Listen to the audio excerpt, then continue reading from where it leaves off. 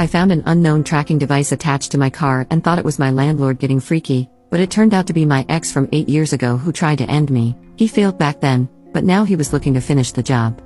Posted by u/easy_development_627.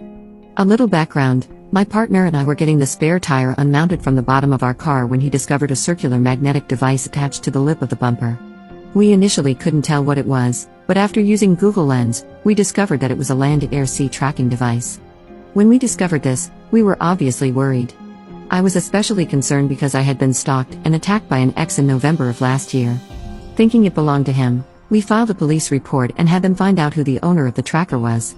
To our surprise, the tracker was purchased by our landlord of about 3 years. Apparently, he has been checking our location periodically, and the device was active when we found it. It came as a huge shock to us because he seemed like a genuinely good person who has a family and who even helped us install floodlights and curtains in our home after I was attacked.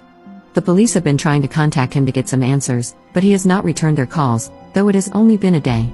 Other than feeling unsafe in our own home, we also feel like it was a huge invasion of privacy and, honestly, a breach of trust. Again, our rapport with him seemed good, and he appeared to be a family man, so we just want to know what the future of our housing situation is going to be. I live in Oregon, so I know that a case can be made in criminal court. My main question is, would I be able to sue him? Sorry if this seems all over the place, but I found this all out today and am still processing what is happening. Any advice would be much appreciated. Update 1. Wow, I can't believe it has been almost a year since I posted this. A lot has happened between now and then, and I could write a novel about these updates. Writing is not my strong suit, so I apologize if this update seems relatively brief. It's a long update, but a lot of things happened. As some commenters guessed, it was my ex who attacked and assaulted me in November 2022 who attached the GPS tracker to my car. My ex, from what I remember, used Reddit a lot, so I had to wait to give these updates. Anyway, the way he was caught and his behavior following being caught is absolutely unhinged. I posted this the day after the cops showed me that the GPS tracker was registered under my landlord's name, but it soon became very clear that my ex had used my landlord's identity to try and cover his tracks. And he almost got away with it. He put my landlord's name and address as the information for registering the land-air-sea tracker. The cops showed up at my landlord's home and essentially interrogated him about the situation. Obviously, my landlord had nothing to hide, so he answered their questions, allowed them to search his wallet for any associated credit cards, and let them check his phone for any related numbers. He came up clean, and that's when the real investigation started. The tracker was linked to a phone my ex must have been using as a burner phone.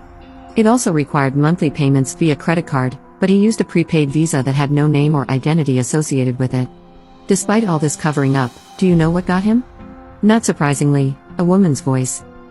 Thankfully, the police officer investigating the case pursued every avenue to catch him, which included setting up a mini sting operation. Since the only lead was the track phone, the officer had a female colleague call the phone number to try and bait him. The call went something like this. Her, hello, is this so-and-so? Him, yes, who is this? Her, this is so-and-so from X bar. We met the other night, and you gave me your number. I just wanted to see if you wanted to hang out sometime. Him, oh yeah, I remember you. We should definitely meet up. And so on. The police believed that the recording of the call itself was enough evidence for probable cause, but they wanted to get him to meet her in person to really solidify the PC. They were texting back and forth for a while, but I think he eventually realized that it was too good to be true and that the GPS monitor was no longer going anywhere other than the sheriff's office. He must have put 2 and 2 together and stopped. But not all hope was lost. The cop got voice verification from me and one other person who could verify that it was his voice. He was arrested for identity theft and illegally affixing a GPS monitor to my car. Both can be considered felonies since I had a protective order against him. The process of arresting and indicting him was no walk in the park though. They gave him the opportunity to turn himself in instead of being arrested by an officer or being picked up. When he realized the trouble he was in, he checked himself into a mental hospital, which was a loophole to avoid being taken into custody. This created a mountain of paperwork and work for the DA's office to get the charges seen before a grand jury. My experience going through the DA's office could be a whole other thread, but I will spare you the details. The grand jury eventually indicted him on both counts, and I awaited trial. That should be the end of the story, right? Wrong. Not even 2 months after he was indicted, I saw him outside my house. I was driving home from a date night with my partner, and we took a different road than usual because we saw some cute ducks in a neighbor's yard, causing us to take a detour. Thankfully, we detoured that day because, as we were about to round the corner of our road, we saw him.